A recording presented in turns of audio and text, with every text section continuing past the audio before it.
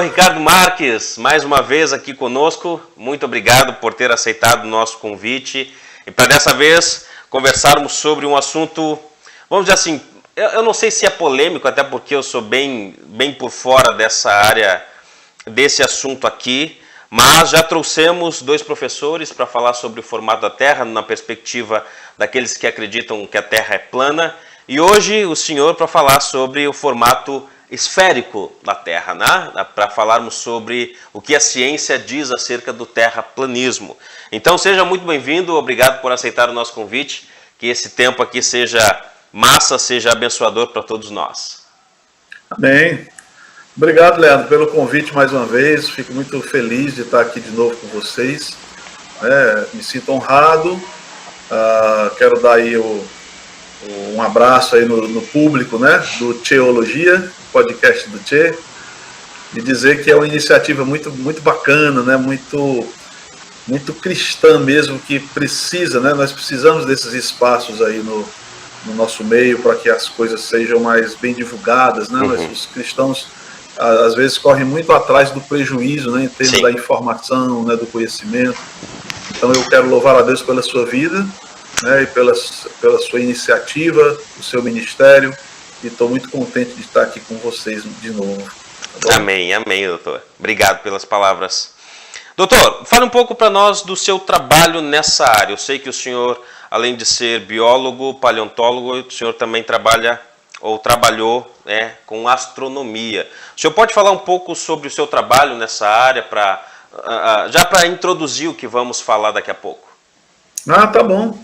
Eu não posso dizer que eu sou astrônomo, né? O astrônomo, aqui no Brasil principalmente, que valoriza muito a diplomação, né? A diplomação acadêmica, então eu não posso me declarar um astrônomo, mas talvez um astrônomo amador. Faz tempo que eu não tenho trabalhado com astronomia, né? Meu trabalho nos últimos anos é de outra área, mas eu trabalhei bastante. Eu tive um privilégio de ser mentoreado, né, de ser orientado por um dos maiores astrônomos do Brasil, que foi o professor Rubens de Azevedo, que é bem conhecido aí no meio, né, claro, e ele já é falecido, mas eu tive contato com o professor Rubens de Azevedo ainda adolescente, e ali ele praticamente me adotou nessa área, né? Eu ia, além das reuniões da Sociedade Brasileira dos Amigos da Astronomia, que é a sociedade astronômica mais antiga do Brasil, eu ia para as reuniões periódicas que tinha na sociedade, mas ele me levava para a casa dele, ele e a dona Jandira, a esposa dele, né, me recebiam muito bem todos os sábados à tarde.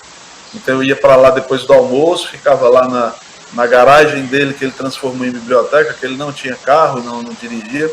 Ele transformou numa biblioteca e num mini museu. E ali ele me ensinou muita coisa, né? Muita coisa. Ele tinha uma cultura geral muito grande, me ensinou a apreciar música clássica que eu não entendia e tantas outras coisas. E como ele era um astrônomo, foi essa a principal ênfase, né? Então eu era apaixonado por astronomia desde criança, vi ali uma oportunidade imperdível e colei junto. E ali eu me engajei nessa área, né? Então os anos foram se passando, eu me tornei um jovem adulto e continuei engajado. Tive a oportunidade de trabalhar auxiliando ele em pesquisas que ele fazia para a NASA, numa área ele era um dos maiores especialistas em Lua do mundo, né, que a gente chama de selenógrafo, especialista em Lua. Ele foi inclusive um dos consultados para a escolha do local de pouso da Apollo 11. Que massa! Ele foi um dos consultados, né? Na época se dizia que os dois maiores estudiosos da Lua do mundo era ele e um soviético, um selenógrafo soviético. Então eu pude auxiliá-lo nessas pesquisas dele, aprender muita coisa, pude ter a oportunidade de criar e coordenar a divisão de teoria astrofísica dentro da sociedade, né? De escrever artigos para o boletim que a sociedade publicava, no tempo do mimeógrafo. Os boletins eram rodados no mimeógrafo. Então a gente aprendeu muito nesse tempo, né? Eu pesquisei bastante, tive a oportunidade de olhar nos telescópios, nos observatórios de que ele tinha acesso, enfim. Então, o meu trabalho não foi um trabalho profissional, eu não ganhei dinheiro nem me sustentei com isso, é um trabalho por prazer, né, por amor à ciência mesmo. Sim. O senhor chegou a escrever um livro, não foi, sobre esse assunto? Sim, foi em 95. Já é um livro ultrapassado, né? De 95 para cá, os avanços da astronomia são gigantescos.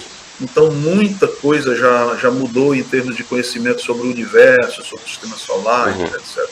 Mas é um livrinho pequeno, né, chamado Astronomia Princípios, que eu publiquei mais assim para leitores leigos. Não é um livro para astrônomos, né?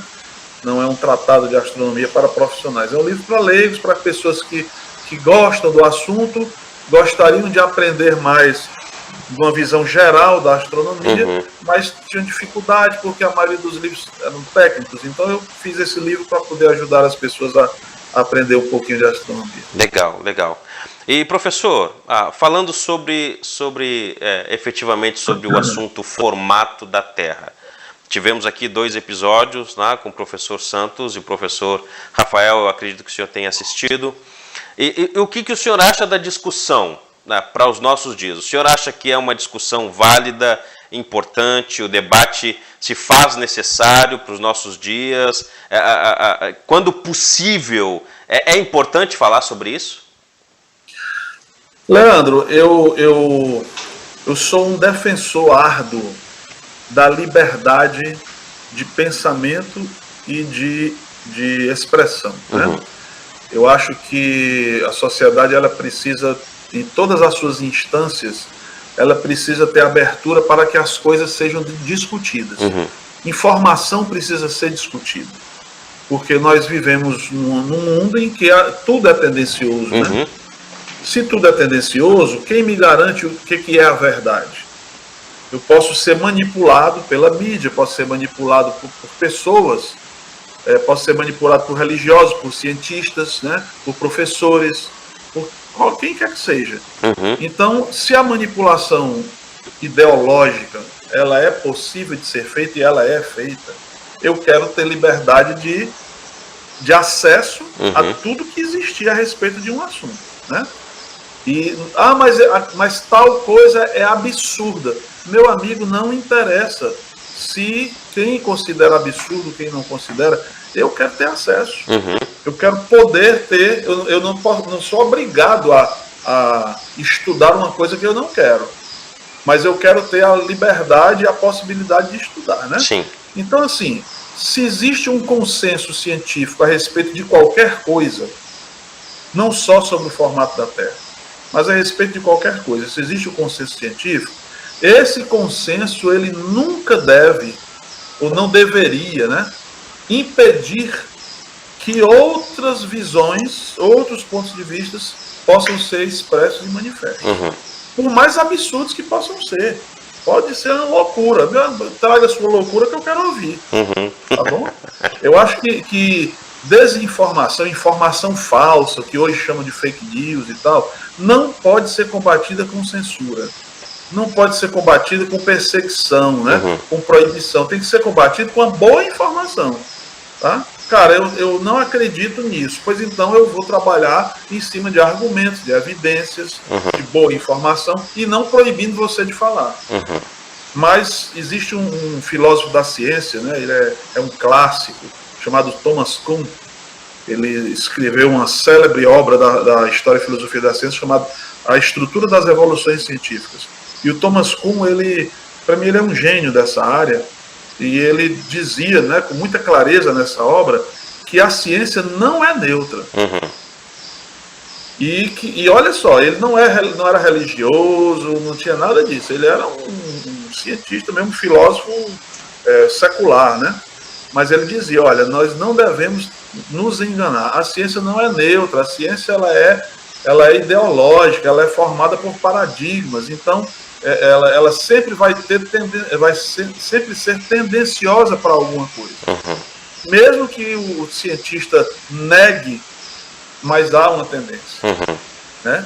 Então, e ele conta episódios na história da ciência em que verdades que hoje são consideradas verdades bem estabelecidas do ponto de vista científico, como, por exemplo, a deriva continental, né, o fato de que os continentes se movem. E ele conta lá como na época que o proponente dessa teoria, ele era um acadêmico secular e tudo, e ele apareceu falando das evidências sobre isso, ninguém quis ouvir as evidências. Ninguém quis considerar o que ele estava dizendo. Se limitaram a ridicularizar ele publicamente. Então ele era ridicularizado nos congressos, nas publicações científicas e tal. Rapaz, você é um doido, né? O Alfred Wegener, né? É um doido e tal. Ele morreu assim, deprimido, no ostracismo, sem ver a teoria dele sequer sendo considerada. Anos depois, os geólogos, né, os geofísicos e tal, disseram, rapaz, é verdade. Aí já passou. O que é que custava, né, terem dado a ele o benefício da dúvida? Cara, fale, defenda, está aqui o palco, pode vir aqui, suba aqui, diga o que você quiser, eu posso discordar de tudo, mas você tem liberdade. Não censuraram ele, não deixavam ele falar, era uma coisa horrível. Isso é só um exemplo. Então a história da ciência é feita assim. Sim. Então eu sou contra se impedir a expressão de qualquer conhecimento. Perfeito. Eu sei que o senhor já há algum tempo fala sobre diferenciar o cientificismo do que é científico, né? Ou da ciência, da verdadeira ciência. Não só o senhor, mas vários cientistas, tanto cristãos, falam sobre isso. Que às vezes o cientificismo ele se coloca até mesmo como algo que idolatra esses pontos de vista que não podem ser questionados. Né? E qual é a importância da gente diferenciar a boa ciência do cientificismo? E logo após a gente pode partir para a pergunta sobre o cientificismo pode ser uma causa que descredibiliza algumas teorias que estamos vendo, ou que vemos ao longo dos anos. Sim, sim. Eu acho que esse assunto ele é central. Tá? Em qualquer discussão sobre ciência, falar de cientificismo é fundamental. Por quê? Porque a maioria das pessoas, inclusive cientistas, desconsideram isso. Tá? Então, vamos primeiro definir, né? Você já deu uma introdução aí, mas vamos só fortalecer o que você falou. Por favor. O que é ciência? Ciência, a rigor, é conhecimento. Né? Agora, a gente extrapolou isso, deixou de ser só conhecimento e passou a ser verdade. Né? Assim, a ciência é a expressão última da verdade. Nem sempre foi assim. Tá? Durante muito tempo, a verdade ela era o produto conjunto de uma avaliação principalmente filosófica junto com as observações dos fatos. Então, eu filosofo, eu penso a respeito, eu discuto, eu questiono, e aí eu vou para os fatos. Vamos observar os fatos. O que é que os fatos mostram? O que os fatos mostram observado de forma metodológica, é suficiente para estabelecer uma verdade, por exemplo? Então tá bom. Então vamos tratar como verdade. Se lá na frente os fatos puderem ser interpretados de outra forma, essa verdade será revista. Ok. Mas muitas vezes não. As evidências não mostram, não são suficientes. Eu continuo no nível da especulação filosófica aqui. Eu continuo no nível da minha interpretação pessoal ou coletiva daquilo que eu observo. Então eu vou para a natureza, por exemplo, eu observo a natureza. Eu sou paleontólogo, eu pego um fóssil e vou observar aquele fóssil. O que é que esse fóssil me diz? Ele vai me dizer uma série de coisas, mas o que vai ser concluído vai depender muito mais da minha interpretação do que o que o fóssil está dizendo. O fóssil pode me dizer coisas dúbias. Ele pode me dar uma evidência e eu olho para aquela evidência e dizer assim, bom, eu posso interpretar essa evidência por este caminho e posso interpretar esta evidência por este outro caminho. O que é que o ser humano faz, mesmo cientista?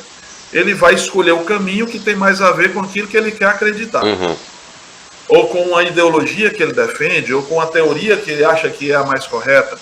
Então ele vai ser tendencioso e vai criar na cabeça dele uma dissonância cognitiva, onde ele vai rejeitar a priori tudo que não bater com aquilo que ele quer que seja.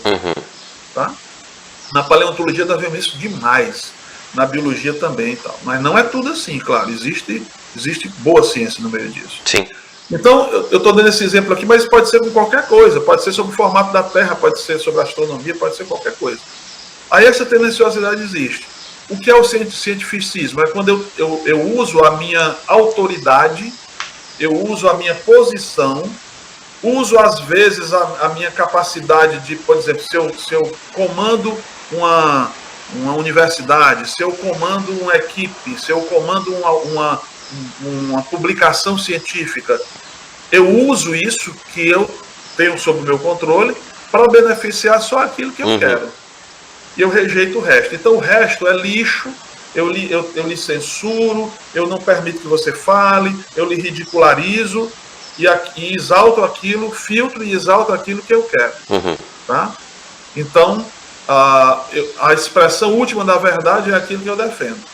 O Carl Sagan dizia: o único dogma da ciência é não ter nenhum dogma. Mentira. Mentira. A ciência é extremamente dogmática. Por mais que alguns cientistas não queiram admitir. Tá?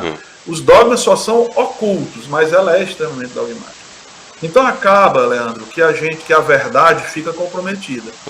Certo? E aí o cientificismo assume o lugar da ciência, a ciência é posta meio de lado, o cientificismo assume. O cientificismo não é a boa ciência, é a má ciência. Mas não significa que a boa ciência não existe. Tá? Então existe boa ciência sim, feita com boa intenção, tá? Mas a boa ciência ela nunca se impõe como verdade última sobre todas as coisas. Eu posso até acreditar como cientista que eu tenho toda a razão, que a minha teoria é a que está correta, mas eu respeito o seu pensamento, quero lhe ouvir e quero lhe dar o direito de falar e de debater comigo, porque quem sabe, se eu estiver errado, eu seja convencido por você. Isso é a boa ciência. O cientificismo pisa na cabeça de quem discorda de você, porque ele não merece ser ouvido, é um doido. Tá?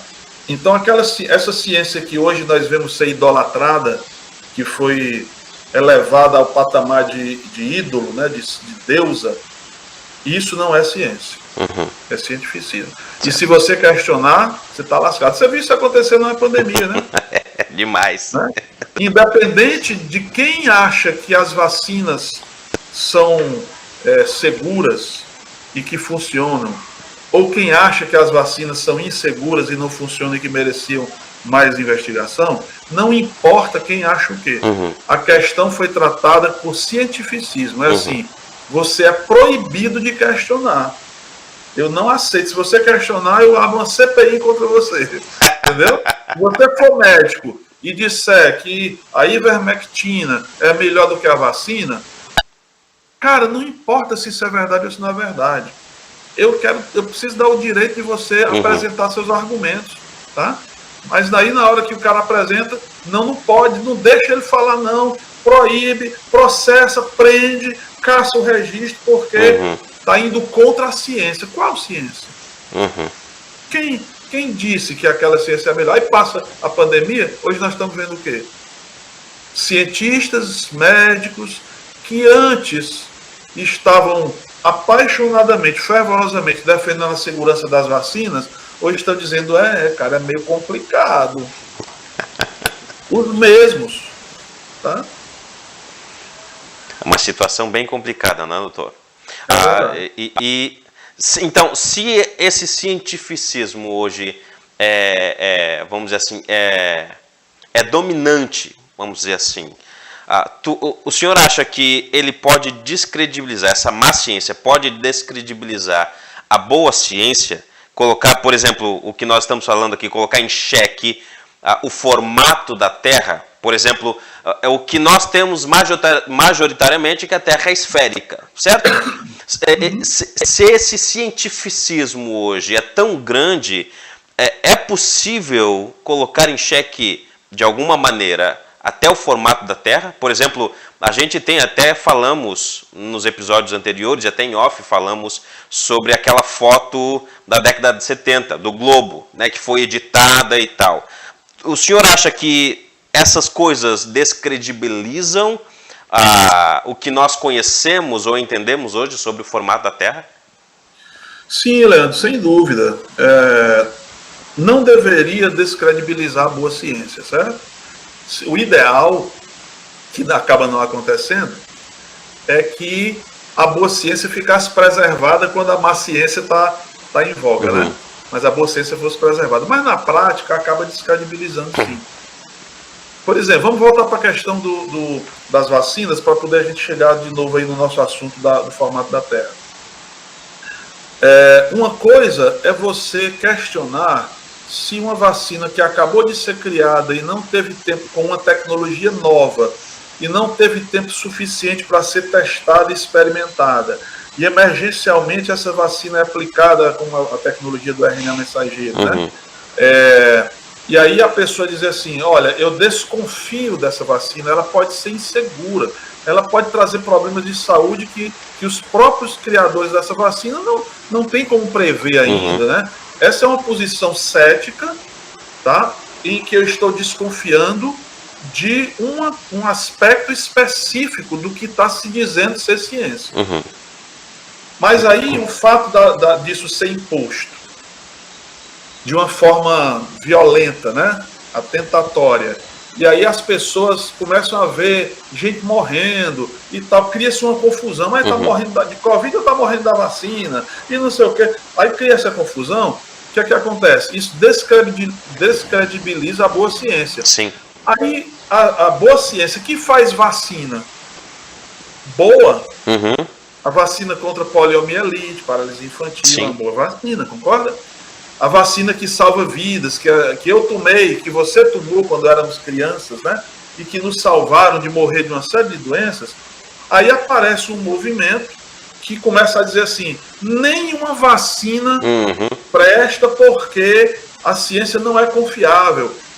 Na verdade, esse pessoal que cria vacina, todos eles são conspiradores de uma mega indústria que quer controlar a população matando gente através das vacinas. Aí pronto, você criou uma teoria conspiratória em cima de algo que poderia ser bom. Sim.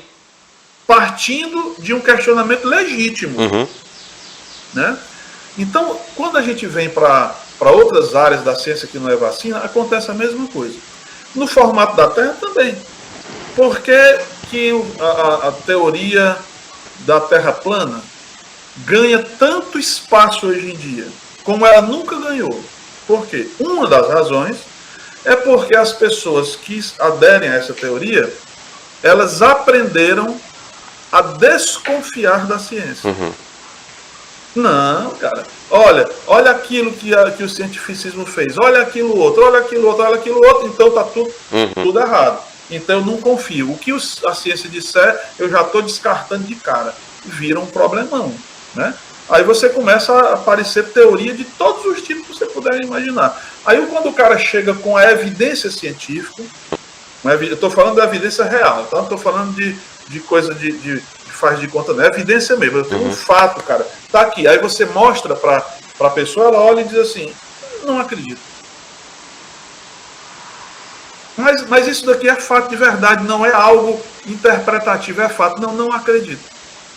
Eu acho que isso faz parte da conspiração. Aí a pessoa cria uma autodefesa tão forte que ninguém transpõe mais, nem com a verdade.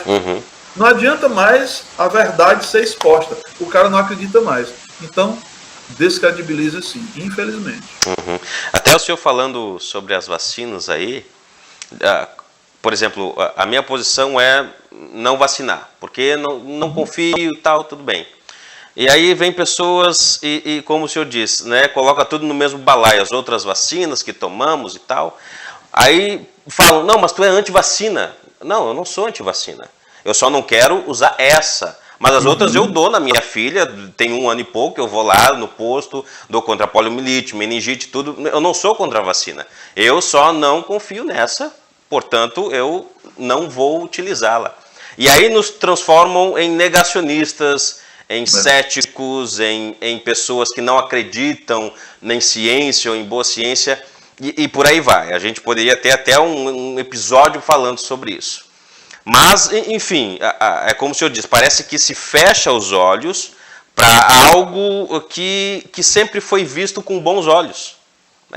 A gente sempre viu bem, aí chega um grupo e diz que não é bem assim, coloca tudo no mesmo saco e aí tudo fica ruim.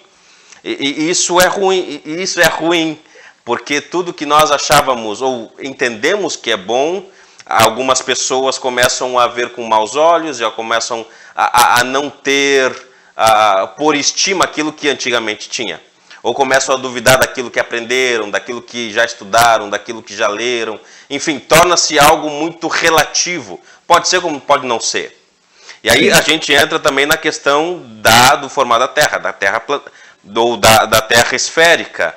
E a pergunta que a gente faz aqui é: por que a Terra não pode ser plana, professor? Essa pergunta aí tem pano para as mangas, viu, Leandro? Bom, tem vários motivos pelos quais a Terra não pode ser plana, né? Eu posso apresentar aqui alguns, eu fiz alguns slides, tá? Ok. Para ilustrar isso, porque é muito ruim a gente falar de algo tão complexo quanto a astronomia, formato da Terra, etc., só verbalmente, né? Então eu quero apresentar alguns slides, mas assim, adiantando, eu sei que você sabe disso, mas adiantando para o público, né? Que nós não vamos conseguir apresentar aqui nem um décimo, sei lá, um centésimo do que precisaria ser dito para mostrar por que a Terra não pode ser plana, e realmente ela não pode. Tá? Ok. E com todo respeito e consideração àqueles que acreditam que pode, né? Então não dá para a gente esgotar, mas eu vou colocar alguns pontos que eu acho interessantes, tá bom? Perfeito. Para isso eu vou precisar compartilhar a tela aqui, ok? Ok. Então vamos lá. Então, Leandro, a gente precisa, antes de explicar, né, por que a Terra não pode ser plana, é bom a gente explicar um pouquinho sobre como é que é a teoria da Terra plana, o que é que eles pensam, né? Então a gente pode ver aí nessa imagem duas figuras em movimento, elas mostram exatamente a mesma concepção. Aí a ideia de uma Terra achatada como uma bolacha, como uma pizza, né? Então, se ela não é esférica, os continentes e os oceanos precisam estar todos distribuídos por igual em um mesmo plano, como a figura está mostrando aí. Então, e em volta, né, na periferia, na borda da pizza, você tem, então, o que eles chamam de um paredão de gelo, que é o que contém a água dos oceanos para ela não transbordar para os lados, né? E aí você tem, então, uma abóboda cobrindo isso. A ideia deles é essa, tem uma abóboda cobrindo essa pizza, essa base. E o Sol e a Lua seriam muito menores do que são, tá? Principalmente o Sol, né? Seria bem menor do que a astronomia diz que é. E os dois, como a Terra não é esférica e a teoria da Terra plana não acredita no heliocentrismo, ou seja, que os planetas, inclusive a Terra, giram em torno do Sol, mas sim que a Terra está no centro. E o Sol é que gira não em torno, né? O Sol, no terraplanismo, o Sol não gira em torno da Terra, porque a Terra não é um globo para o Sol fazer isso. Então, a ideia é que o Sol ele gira sobre o disco. Ele faz essa, em contraposição à Lua, ó, nessa visão aí. E aí, aonde o Sol está iluminando seria dia, e aí aonde o Sol não está iluminando seria noite, né? Então a concepção é essa. Aí nós vamos então agora conversar um pouquinho sobre por que a Terra não pode ser plana. Para isso a gente vai então para os próximos slides, tá? E aí tem alguns argumentos. Primeiro, olha só, Leandro, se a Terra fosse plana e essa base, essa pizza fosse cercada por uma abóboda, não existiria satélites e estações espaciais, concorda? Por isso que os terraplanistas, eles não acreditam na tecnologia espacial. Eles dizem que os foguetes que são lançados para colocar satélite em órbita, etc., é tudo um grande fingimento. Esses foguetes são lançados para enganar a população e eles caem no mar depois, para a gente ficar pensando que o foguete foi lançado e foi até a órbita. Tá? Nesse caso, se o foguete não vai até a órbita, porque nem tem órbita, então não tem como colocar satélite lá. Portanto, satélites não existem, é a concepção deles. Eles dizem que a comunicação que nós dizemos ser via satélite, na verdade, é uma comunicação feita só por antenas, localizadas em algumas regiões estratégicas, por triangulação, e então as pessoas estariam sendo enganadas com a ideia de que teria uma comunicação por satélite. A mesma coisa é a estação espacial. A Estação Espacial Internacional, por exemplo, que tem sido construída com um consórcio de vários países, inclusive o Brasil, essa estação não existe. Tá? É tudo uma grande farsa e, na verdade, são filmagens de estúdio de computação gráfica. Tá bom? Então, se a Terra fosse plana, nós não teríamos satélites nem estações espaciais. Mas vamos ver agora as próximas imagens, para a gente ter uma noção da realidade. Primeiro, o argumento, tá? Leandro, público que está assistindo aqui. Não, pode voltar. Se os satélites não existem, vamos ler junto comigo. Ó. O que dizer da multidão de usuários civis? Não vamos falar de gente do governo, tá? Nem de agências governamentais. Vamos falar de usuários civis de todo tipo, pessoas que não têm nenhuma relação com agências espaciais. E usam, inclusive alugando, eles pagam o aluguel. Para dizer assim, olha, a minha empresa, ou eu como indivíduo, eu quero alugar 1 hora do satélite fulano de tal. Aí você paga por aquela hora e pode utilizar a tecnologia daquele satélite. Não só para poder pegar informações que o satélite fornece, mas também para tirar fotos e até fazer filmagem.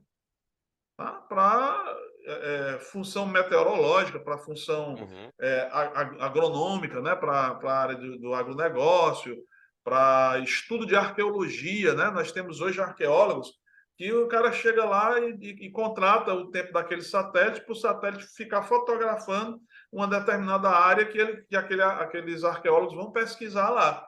Aí, a partir daquelas fotos feitas por satélite, ele vai lá e identifica na foto que tem determinada alteração ali numa região, e ele vai lá naquele local, escava e encontra o que ele está procurando, por exemplo, né? Para mineração e tudo. Aí, como é que pode, se os satélites são uma fraude, não existe, poxa, como é que essas fotos são tiradas? Como é que eu alugo um serviço desse e faço essa análise, uso esse equipamento, né, em meu próprio benefício? Né? Será que cada usuário desse que vai atrás desse serviço, ele faz parte desse conjunto de enganação, né? Inclusive, a visualização de satélites, não sei se você sabe disso, mas a visualização de satélites, às vezes, é até possível de ser feita a olho nu. Eu me lembro quando eu era, né, gostava de astronomia, e gosto ainda, ficava observando, hoje vai passar o satélite fulano de tal nessa parte aqui do céu. Aí a gente ficava esperando. Quando chegava uma determinada hora, você via ele cruzando ali. Parece uma estrelinha, né, andando. Você não vê o satélite no formato dele, mas essa estrelinha andando veio da onde?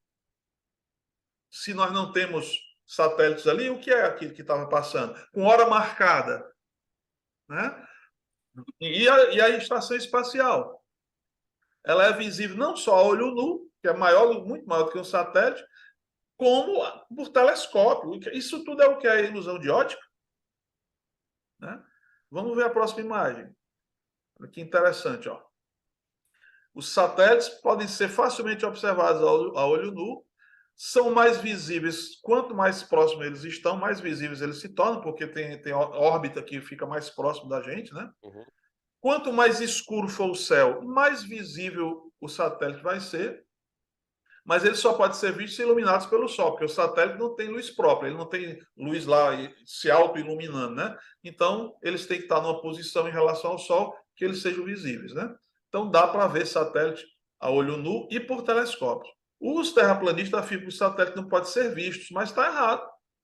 Como não pode ser visto? Eu vejo. E eu não estou mentindo, não estou inventando isso, tá certo? Mas vamos lá.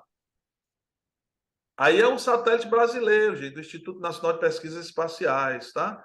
Que está lá operando e tal. Não, é uma mentira. O Brasil também inventou que esse satélite está lá, não tem satélite nenhum, então a gente não pode acreditar nisso, é o que os teóricos da Terra plana acreditam. Olha só, isso aí são 2 fotos feitas por telescópio da Estação Espacial Internacional. Não é feito por uma nave da NASA, né? Que é o pessoal diz que é foto forjada, foi fabricada e tal, não. Tá aí, gente, é uma pessoa aqui na Terra como eu e você apontando o telescópio e vendo no próprio olho e tirando foto. Qualquer um de nós pode fazer isso, inclusive os terraplanistas podem pegar um telescópio, ver a posição que a estação espacial vai estar naquele dia, focar lá e tirar uma foto, né? Então nós temos aí, ó, na foto da esquerda nós temos aí feita pelo Léo Caldas, né, em telescópio, a foto da ISS, e na foto da direita pelo Ron Dantovitz e Marek Kozubal, em 2008, porque já é um telescópio muito melhor, né, telescópio de observatório, lá em Massachusetts, eles fotografaram, olha a qualidade da imagem. Sim. Cara, essa estação espacial está onde? Né? Se não tem órbita terrestre, se não tem espaço, tem uma abóbada fechando tudo, essa estação espacial está onde? Não é, essas pessoas não fazem parte de uma conspiração. Tá? Tem mais aí, ó. Olha aí, outra foto magnífica, né? Muito bem feita. Feita por telescópio. Vamos mais em frente. Isso foi de 2020, essa foto aí. Outra de 2021, né, da estação espacial.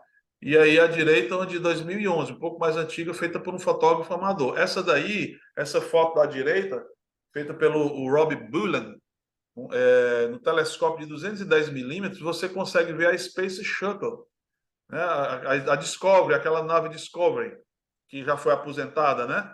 Ela está se aproximando da estação espacial. Então o cara fotografou as 2 coisas.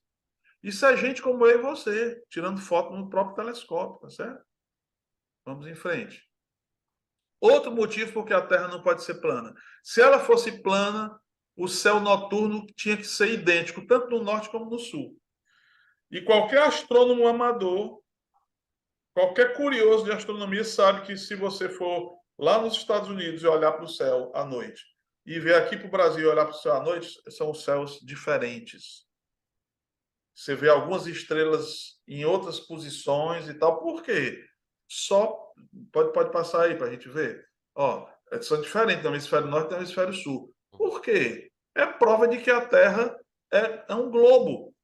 Tem hemisfério norte e tem hemisfério sul. Quando eu estou aqui, eu vejo essa parte do espaço. Quando eu estou aqui, eu vejo essa parte do espaço.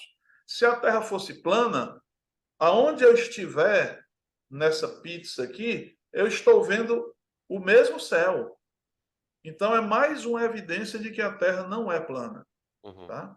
Tem mais, viu? Bastante coisa mais. Por exemplo, se a Terra fosse plana, a noite perto do Equador, ela teria mais ou menos 16 horas de duração, em vez de 12. Certo? O dia perto do Equador teria mais ou menos 8 horas. Então, e não é assim que funciona. Nós moramos aqui perto do Equador, a gente sabe a duração do dia e da noite, né? O dia na Austrália nunca seria maior do que a noite. E lá na Austrália o dia é maior do que a noite. Em alguns lugares do sul da Terra não teria verão se a Terra fosse plana. Só existem as estações do ano, porque a Terra é esférica e o eixo dela é inclinado. Se a Terra não tiver o eixo inclinado, fosse esférica com o eixo reto, ou fosse plana, ela não teria as estações do ano. Então é mais uma prova, tá? E tem mais coisa por aí. Se a Terra fosse plana, gente, não haveria necessidade de se corrigir os cálculos dos levantamentos topográficos. Eu não sei, Leandro, se você já viu como é que se faz um levantamento topográfico. Aí tem uma foto, né? O cara pega equipamentos, como teodolito, por exemplo, e ele vai fazer medidas para obras de engenharia, por exemplo, construir estrada, construir ponte, etc. No mundo todo existem normas técnicas, como aqui no Brasil, a ABNT, a Associação Brasileira de Normas Técnicas, a norma técnica NBR 13.133, determina como você deve calcular, tem tabelas e tal, para você fazer o desconto nos cálculos feitos pelos engenheiros, como você dar o desconto da curvatura da Terra. Porque se você não, porque a Terra é curva e se você não der esse desconto, a obra de engenharia vai sair defeituosa e vai dar problema. Então, se a Terra fosse plana, eu não precisava de nada disso, é tudo reto. Eu não tenho que fazer desconto de curvatura nenhuma. Interessante. Okay? Quase sempre, em Fortaleza, eu via esses homenzinhos com essas máquinas, quando eles iam construir aqueles viadutos grandes e tal, quando iam duplicar alguma coisa, e de fato eles... E eu nunca, assim, nunca parei para pensar por que eles faziam isso. Na minha mente era só um teste de para ver a reta, para ver como é que Sim, é ficaria, para isso mesmo. É entendeu? para isso mesmo. Mas o fato de eles fazerem essas medições normais com teodolito e tal, né, que eles fariam também se a Terra fosse plana, eles fariam medições para construir coisas, claro. Né? A gente tem que medir, fazer medições para poder construir alguma coisa. Mas a questão é que faz essa medição, mas na hora de calcular a obra que vai ser feita, a estrutura, o engenheiro precisa ir para as normas técnicas e verificar os cálculos que ele tem que fazer para descontar a curvatura da Terra. Entendeu? Principalmente se forem obras grandes. Obra pequena, não. Numa casa você não precisa disso. Sim.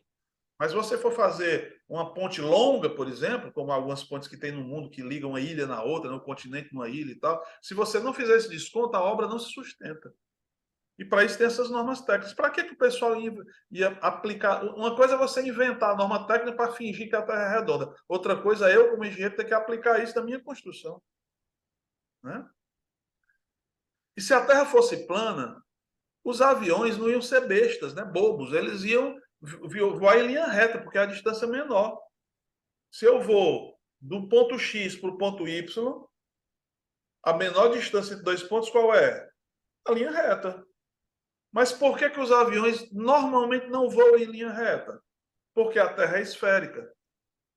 E aí a linha reta, se a Terra ela fosse plana, a linha reta é a menor distância.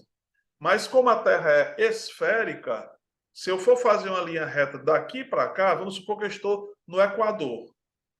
Estou aqui em Fortaleza, próximo do Equador, por exemplo. E eu vou para um outro ponto, que no mapa é uma linha reta, mas na prática, se eu for fazer o voo, eu vou seguir a circunferência da Terra, vai ficar longe. Uhum. O que é que o avião faz? Ele sai dessa linha e vem para uma região de maior latitude. Por quê? Porque imagine aqui o globo terrestre. Quanto mais distante do Equador eu estou, menor a distância. Porque o Equador é a parte mais larga, é a cintura da Terra, né? Então, à medida que eu vou saindo do Equador, a Terra vai fazendo isso. Ó. Se eu saio do Equador para cima, para o norte, ela faz isso. Se eu saio para o sul, ela faz isso. Então, se eu estou no avião aqui, se eu subir para cá e fizer isso, eu vou fazer uma distância menor. Então, a linha reta num globo não é a distância menor, é maior. Uhum. Por isso que os aviões mudam de rota. Outra coisa, se a Terra fosse plana e não existisse Polo Norte nem Polo Sul, eles não acreditam que exista a Antártida e eles não acreditam que exista o Ártico. Né? Eles dizem que aquele gelo que tem na Antártida e aquele gelo que tem no Ártico, na verdade, faz parte de um paredão de gelo que circula as bordas do disco da Terra. Né?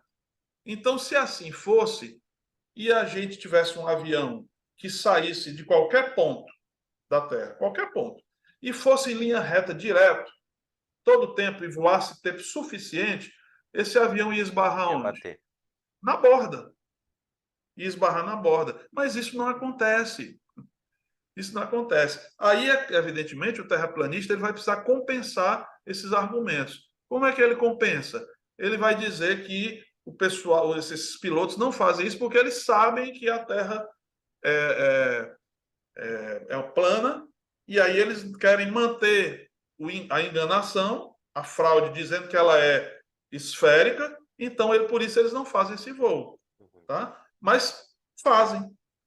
Tá? Existe, vamos ver a próxima imagem. Ó.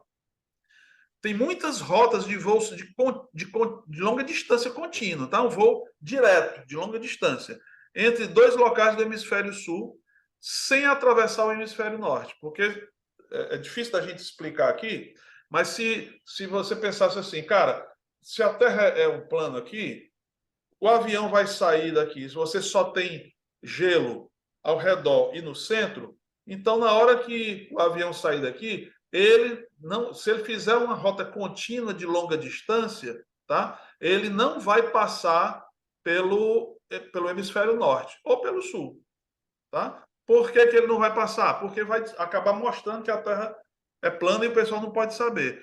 Aí por isso eles não fazem essas rotas. Fazem.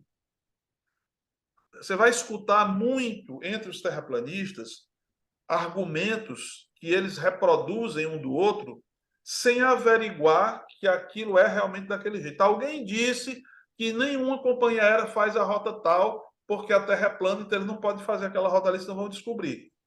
Aí o cara repete, passa para o outro, boca a boca. Mas se você for atrás, eles fazem. Esse mapa aí mostra, ó, certo? Tem algumas rotas que são feitas passando pelo hemisfério norte, aliás, sem atravessar o hemisfério norte, só passando pelo sul, tá certo? E essas rotas só podem existir se a Terra for esférica. Se ela for plana, ela não pode ser feita essa rota. Tá aí várias, ó. Auckland para Santiago, Santiago para Sydney, Sydney para Buenos Aires, São Paulo para Joanesburgo, Joanesburgo para Perth, Melbourne para Buenos Aires, por aí vai. Tá? Então, os terraplanistas afirmam que todos os voos de longa distância no hemisfério sul sempre fazem escala no hemisfério norte, porque a Terra é plana. Não. Esses voos aí todinhos, nenhum faz. Vai passar. Se a Terra fosse plana, não seria possível o fenômeno chamado Sol da Meia-Noite, que acontece no Ártico, no Polo Norte, e na Antártida, lá no Polo Sul, chamado Sol da Meia-Noite. Não é possível esse Sol da Meia-Noite se a Terra fosse plana. Tá? Aí você tem uma foto aí, ó, essa foto aí da Antártida, mostrando o Sol da Meia-Noite. Isso aí é tarde da noite e o Sol está lá. Ó, tá? Na outra foto da direita, são várias fotos em sequência, tá? Mostrando as várias posições do Sol no céu, enquanto ele está transitando ali. Em nenhum momento ele se põe, tá vendo? Uhum. Então, esse fenômeno só é possível na Terra, digamos, Esférica. a Terra esférica, tá? Um ponto aqui, doutor. É lá, é na Antártica onde o Sol, pelo menos o que eu estou vendo aqui, é onde ele não se põe, ou no ano só existe um dia que a noite aparece? Não, não, não é assim. O Sol não se põe nunca. Não, não é, certo? O Sol se põe. Mas é que tem. O período é muito maior, Uhum. tá? Em que ele fica visível. Não é que ele é visível 365 dias por ano, tá? Mas é que ele passa muito mais tempo visível, então dura meses aquele momento ensolarado, Aham. né? Mas isso aí nem é o sol da meia-noite, não. O sol da meia-noite já é um outro fenômeno. Certo. Então, ó, aqui nós temos só não vou me demorar nisso não, porque nós temos mais coisas, mas é mostrando o seguinte, ó, o fenômeno que o sol fica visível à meia-noite ocorre nos meses de verão no Círculo Polar Ártico e no sul, né, ao norte, né, Círculo Polar Ártico, e ao sul do Círculo Antártico, tá? O sol da meia-noite só ocorre porque a Terra é esférica e o eixo de rotação é inclinado. Se a Terra não tivesse o eixo inclinado e não fosse um globo, não poderia acontecer. Aí é onde está a falha do modelo da Terra plana, né? Porque ela não tem como explicar esse modelo, tá? E engraçado, o Sol se move em direção oposta. Por exemplo, nessas duas fotos aí comparadas, você vê, na região polar norte, o Sol da meia-noite viaja para a direita.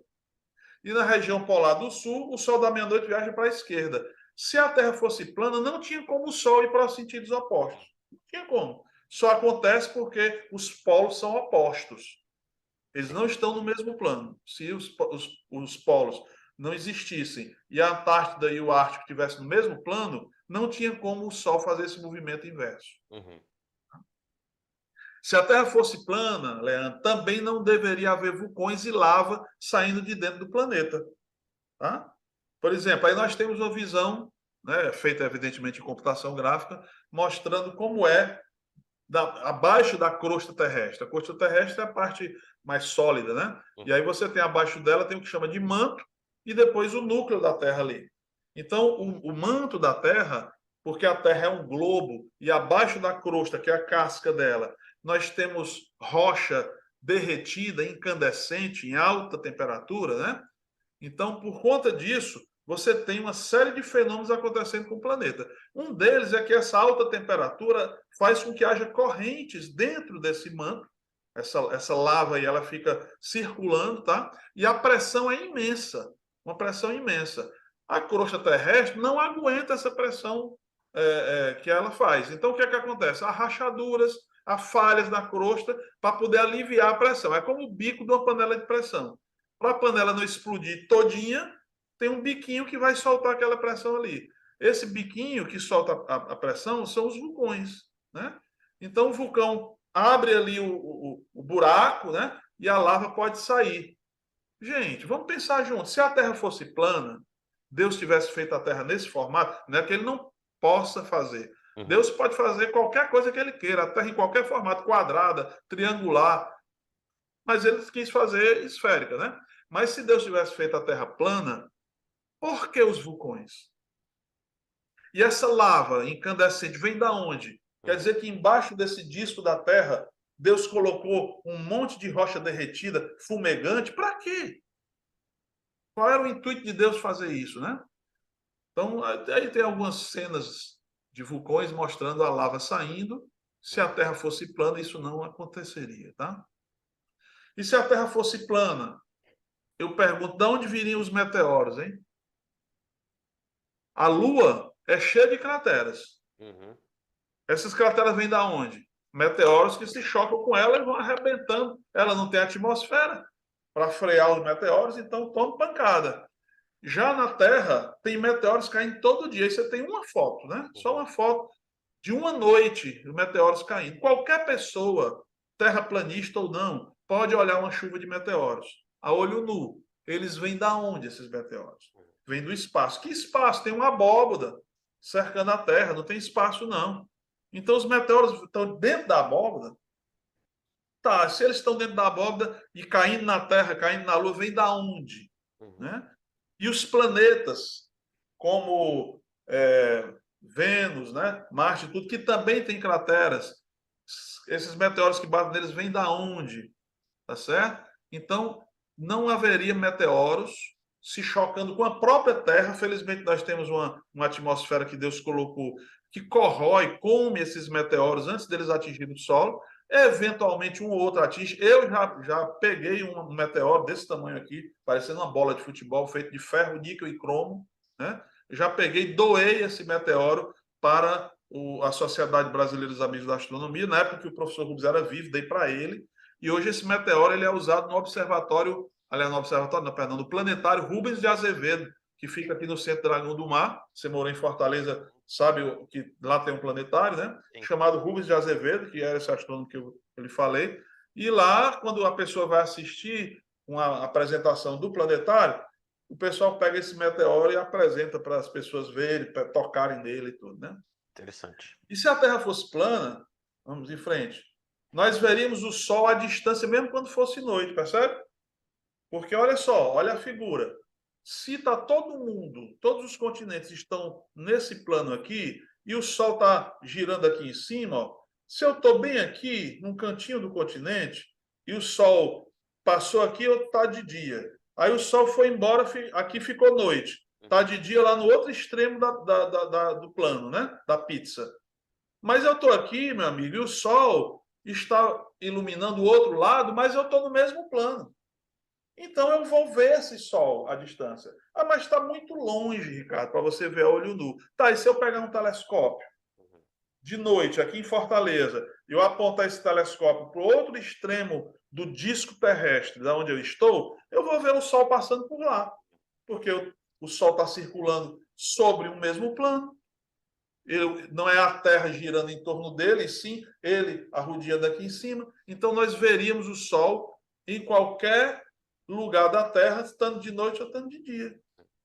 Ah, pontuar aqui, doutor, eles falam sobre os meteoros. Eu ouvi eles falando sobre os meteoros, eles são fragmentos da abóboda, que de alguma maneira se quebra e cai e tal.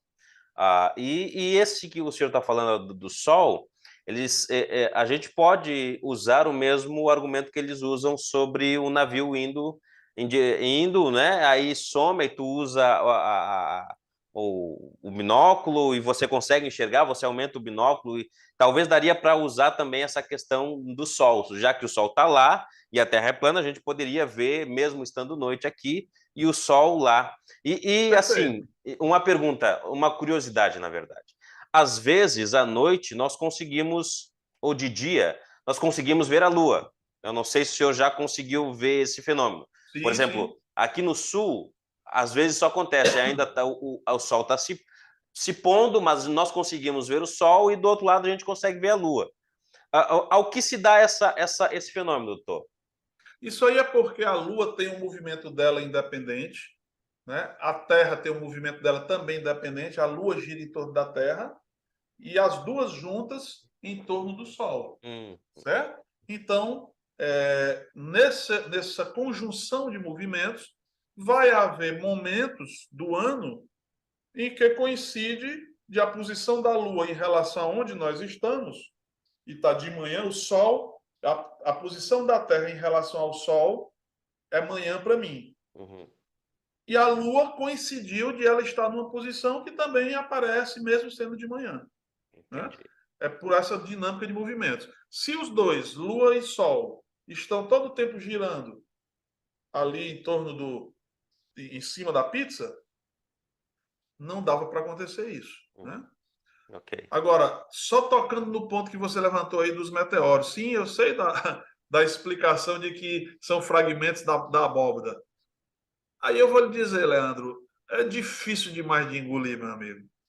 Certo? Deus fez uma abóbora que se desmancha, Uhum. né?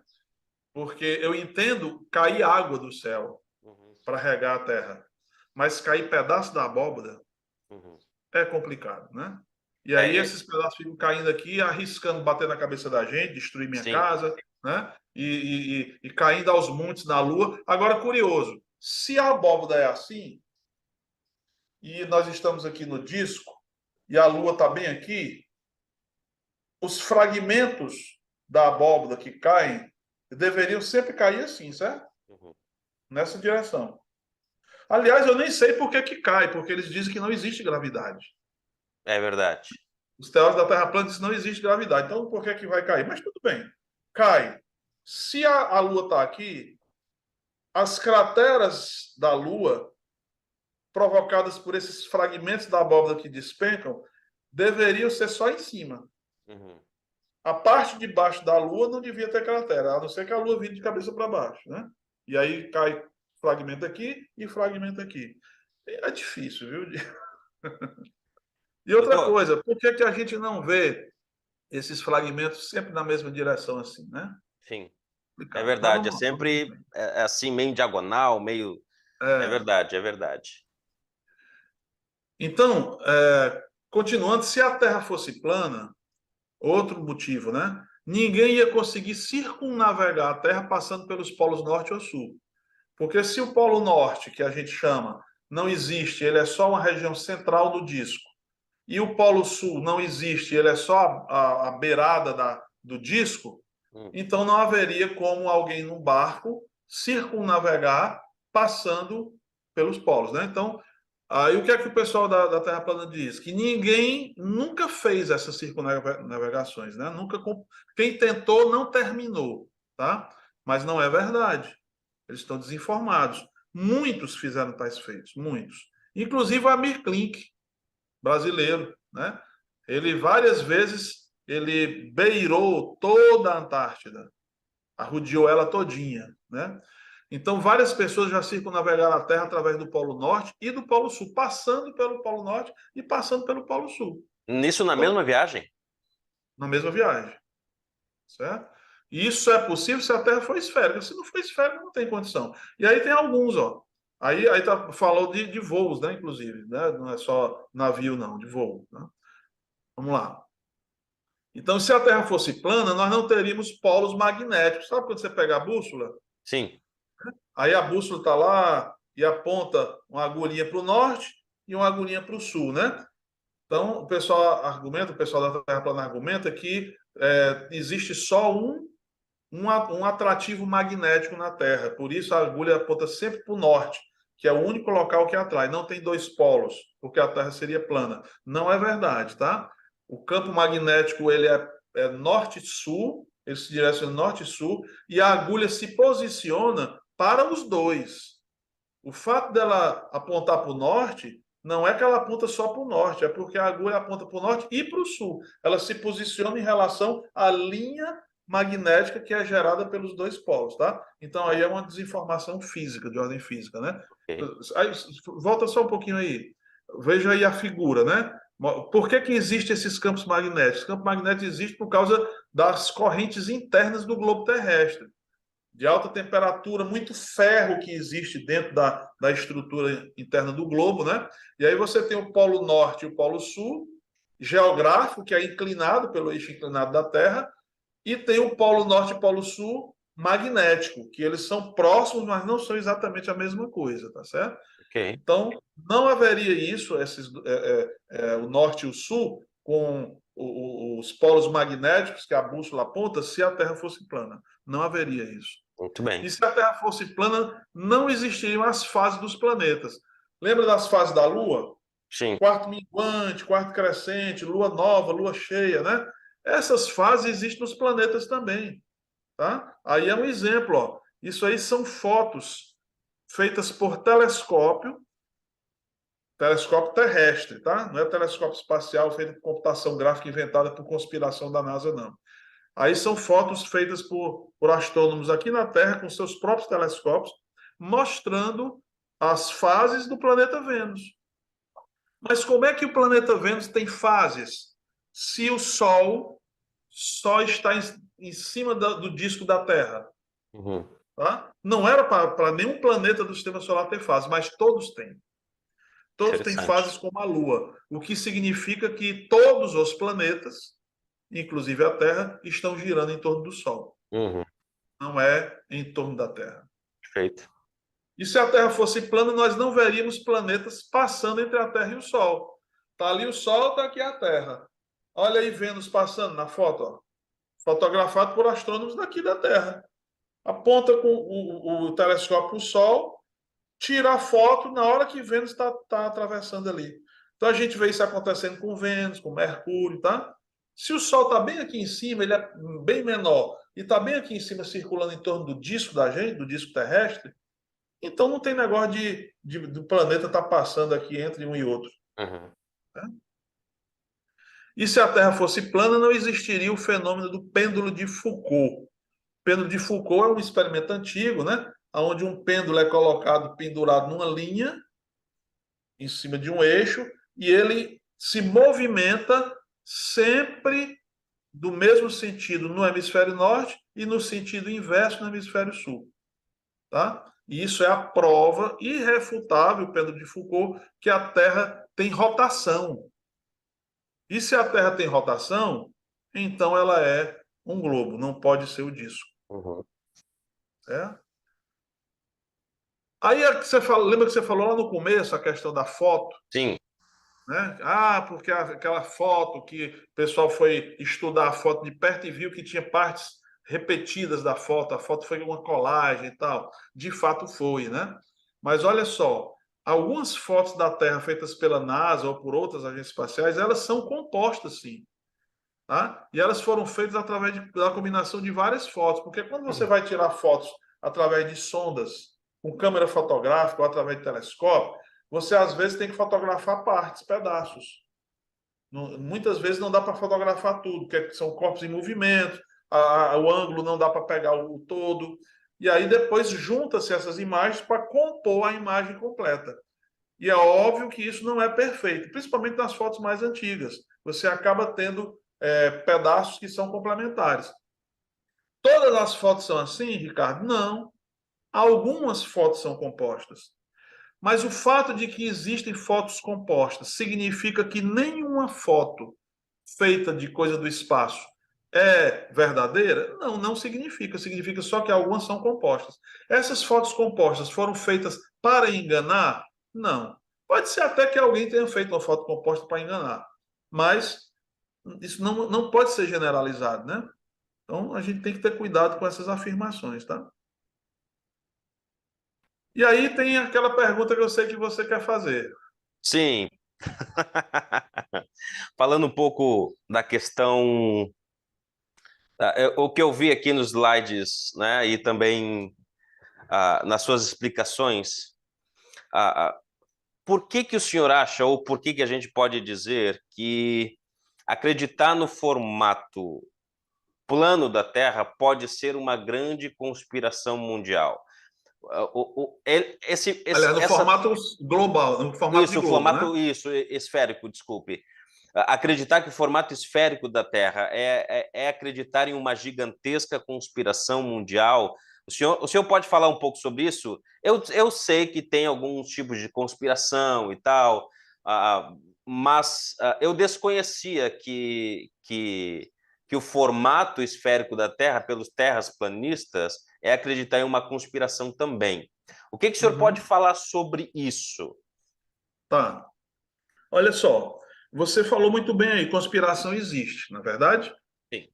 Conspiração existe na política, existe conspiração na religião, conspiração na economia, conspiração no mercado, né, para dominar mercado. Uhum. Ser humano conspira. Isso existe. E pode existir conspiração na ciência? Pode. Cientistas podem conspirar, instituições científicas podem conspirar, não duvido, não. E, na verdade, na história da ciência se conhece algumas conspirações. Mas isso quer dizer que tudo que a ciência faz é uma conspiração? Não. E os terraplanistas também não dizem isso, que tudo é conspiração. Mas o fato de existirem conspirações não significa que o formato da Terra, a Terra não sendo o centro do universo, mas acreditar-se que ela gira em torno do Sol, e o fato de ela ter uma forma esférica e não plana, para isso ser mantido, para essa verdade que, na verdade, os terraplanistas acham que é uma mentira, isso ser mantido, tinha que ter uma mega, hiper, super, blaster conspiração. Como é que isso ia se sustentar por tanto tempo? Né? Então, eles são obrigados a crer nessa mega conspiração. São obrigados, eles não têm alternativa. Tá? Pergunta vamos lá, primeira pergunta que a gente precisa fazer. Por quê? Porque que nações do mundo todo, inimigas mortais, a velha União Soviética e os Estados Unidos, inimigos mortais, comunismo e capitalismo. A China, que também tem tecnologia espacial, e a Europa, inimigas, iam se unir. Olha, pessoal, vamos colocar nossas inimizades de lado e vamos nos unir ao longo de décadas e décadas para a gente enganar todo o mundo inteiro, todos os países e povos do mundo, a gente enganar esse pessoal a respeito da forma da Terra. Eu acho isso impossível. Impossível de acontecer. Ah, Ricardo, mas é o poder do mundo espiritual, né? Sim, cara, eu acredito no poder do mundo espiritual. É possível o mundo espiritual fazer coisas impressionantes, convencer muita gente e tal. Mas, meu amigo, é muita fé na capacidade do ser humano se reunir para tentar me convencer de que o mundo não é plano. Que eles querem me convencer de que o mundo não é plano? Qual é o ganho que eles teriam com isso? Tem tanta coisa importante para conspirar, né? Uhum. para poder enganar a gente, vão querer enganar sobre o formato da Terra. Aí o argumento, pelo menos que eu escuto, é o seguinte: não, mas isso é uma coisa espiritual, que é para poder tirar Deus da jogada. Porque na hora que eu acredito que a Terra é esférica, que ela não é o centro do universo e que ela gira em torno do Sol e não é o Sol que gira em torno dela, então eu estou tirando Deus da jogada. Não. Por quê? Tudo bem. Existe interesse de alguns cientistas de tirar Deus da jogada? Claro. Eu fui ateu.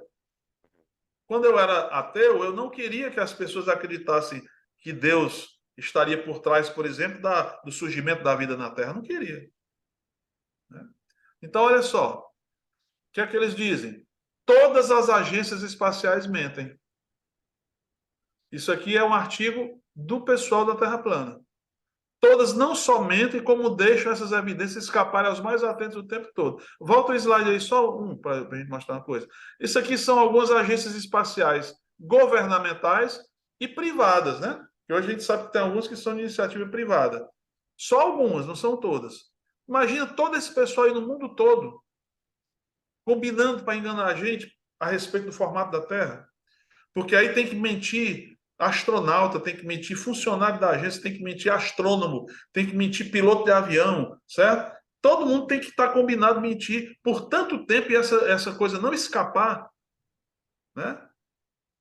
A gente só saber que a Terra é plana porque tem um movimento de civis que creem nessa conspiração, mas lá de dentro essa informação nunca vazou, nunca teve um astronauta que disse assim, porque eu amo a Bíblia e eu amo sou cristão e acredito na Bíblia e eu acho que a Bíblia diz que a Terra é plana e ela é o centro do universo, então eu vou rasgar aqui o meu sigilo e vou contar para todo mundo que as agências espaciais estão enganando. Nunca teve um astronauta com coragem de fazer isso. Por quê? Né? Pode passar. Passa para o outro. Aqui nós temos um número inferior ao atual, porque eu não consegui o número atual, mas nós temos aí mais de 550 astronautas de todos esses países e 2 do Brasil. Todo mundo conspirando. E não são só 550 astronautas, é o resto das pessoas todas envolvidas, direta ou indiretamente, com isso daí. Ah, Ricardo, mas eles enganam até os funcionários. Gente, não dá para engolir isso, é muita fé nessa conspiração. Né? Vamos ver aqui, ó. Quem são os mentirosos e conspiradores? 550 astronautas, pelo menos, fora os outros. Mas vamos citar alguns. Ó. John Glenn, cara, o primeiro astronauta americano a entrar em órbita da Terra, circulou a Terra 3 vezes. Glenn era um cristão fervoroso, um cristão evangélico fervoroso, de testemunho exemplar, membro de igreja cristã evangélica, membro ativo. Tá? Esse cara ia se submeter a mentir para todo mundo, porque disseram que ele não poderia contar que a viagem dele foi uma mentira, ele nunca ficou em órbita da Terra, ele nunca viajou para o espaço. Glenn, minta aí para todo mundo, como cristão. Né? Vamos ver outro. O Edwin Aldrin, né? Buzz Aldrin, foi o segundo homem a pisar na Lua depois do Neil Armstrong, lá na Apollo 11, em 1969. Aldrin era cristão também fervoroso, homem de Deus. Ele fez a ceia do Senhor dentro do módulo lunar, né? com o Armstrong lá. O Armstrong é ateu. Ele deu testemunho para o Armstrong, pão e vinho, citou João 15,15, eu sou a videira, vocês os ramos. Tá? Era membro da igreja presbiteriana Webster, em Houston, no Texas. Tá? Contou numa entrevista como foi essa experiência da ceia do Senhor. Pegou um papelzinho onde ele escreveu o Salmo 8, 3 e 4. Quando vejo os teus céus, obra dos teus pés, a lua e as estrelas que preparaste. O que é o homem mortal para que te lembres dele? E o filho do homem para que o visites? Antes dele voltar para o módulo lunar e voltar para a Terra, ele deixou esse papel lá na superfície da Lua. Esse homem também mentiu, né? Negou o cristianismo dele para poder participar dessa mentira. E tem muitos outros, né? Aqui o nosso astronauta Marcos Pontes, astronauta brasileiro, passou 8 dias naquela estação espacial que o pessoal da Terra plana diz que ela não existe, mas que a gente fotografa ela daqui da Terra, né? Em 2006, passou 8 dias na estação espacial. Rapaz, esse cara aqui companheiro nosso aqui do Brasil e tudo, não, ele entrou na conspiração e inventou que foi nessa estação espacial, nunca esteve lá, né? E outro brasileiro aí, que muita gente nem sabe, né? O Vitor Correia Espanha, um engenheiro de produção, mineirinho, 28 anos. Ele foi para um voo, né, da espaçonave do Jeff Bezos, o dono da Amazon. Ele tem uma empresa, né, de espacial agora, que é a chamada Blue Origin. E ele foi lá, cara, em 2022, esse ano. Esse brasileirinho ganhou um sorteio, tu acredita? Um sorteio. Ele ganhou e teve o direito de ir como civil, um cara nosso aqui, rapaz, um cidadão comum. Podia ser eu ser sorteado ou você. Aí a gente ia ser contactado pelos conspiradores mundiais para dizer, ó, cara, tu foi sorteado aí, tu vai fazer de conta que vai subir nesse foguete aí do Jeff Bezos, da Amazon, e vai inventar a mentira de que você esteve lá em órbita, mas não vai não, viu? Você não vai sair da Terra em nenhum momento. Gente, não dá, cara, não dá para engolir. E por último, eu quero citar esse cara, o Victor Glover, um astronauta cristão que decolou em 2020 no foguete daquela empresa do Elon Musk, a SpaceX, né? O Glover é membro da Igreja de Cristo em Houston. Levou a Bíblia com ele, deu testemunho da palavra de Deus durante toda a missão, orando, realizou a ceia do Senhor dentro da estação espacial, né? 50 anos depois de quando o Buzz Aldrin fez a ceia do Senhor dentro do módulo lunar. Né? Postou no Instagram 2 fotos do nascer e do pôr do sol no horizonte da Terra, fotografado lá da estação espacial. Mostrando o que? As fotos que esse crente colocou lá? A curvatura da Terra. E não foi foto com lente de olho de peixe para deformar. E Esse cara doutor, não mentiu. interessante, interessante a foto que o senhor disse que ele tirou da curvatura da Terra, né? Sim. Que é uma das coisas que os terraplanistas eles dizem que não há nenhum tipo de teste válido que confira ou que seja confiável a curvatura da Terra, né? E o que o senhor pode falar sobre isso? Há testes que provam a curvatura da Terra? Sim Pois é, Leandro. Essa conversa aí, cara, é um papo meio furado, sabe? Infelizmente. Eu acho que o pessoal é bem intencionado, eles querem acreditar nisso, mas, na verdade, houve sim muitos testes provando a curvatura da Terra. A gente tem umas figuras aí. De onde é que veio isso aí? Tem um cara lá atrás, ó, o Samuel Rowbotham, né? Era um cara meio complicado, cheio de. A história dele muito polêmica, eu não vou nem envolvido em fraudes, prática ilegal da medicina. Eu tenho até suspeita de ele ter matado alguns filhos dele por envenenamento, porque ele vendia umas substâncias lá, como se fosse erva milagrosa. Ele vendia uns remédios que curava tudo. Aí foi até perseguido por causa disso. Aí ele escreveu um livro chamado A Terra Não é um Globo, tá? 1864. Ele fez um teste, tá? Para tentar provar isso. Vamos ver a figura do teste aí, ó. Ele fez esse teste aí, que era um barco com uma bandeira no mastro de 90 centímetros de altura. Aí colocou um telescópio de 20 centímetros acima da água para observar o barco se distanciando. Tá?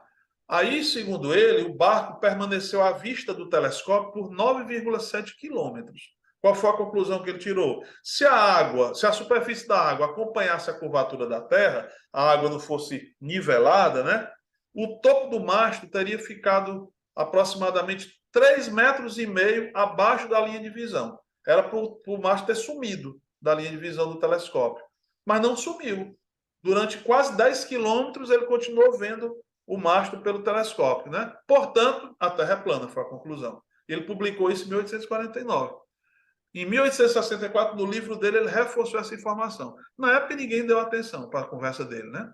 Até que, pode passar, até que um discípulo dele, que era outro cara complicado, foi preso e tal. Em 1870, o John Hampden, ele desafiou o famoso Alfred Russel Wallace, que era um cientista da época, né, muito notório, fez uma aposta com ele. Olha, eu aposto com você como a Terra é plana e a água é nivelada, não tem a curvatura. Aí o Wallace topou a aposta. Vamos lá. Só que o Wallace era agrimensor, trabalhava com medidas de terra e tal, usava teodolito, aquela coisa toda.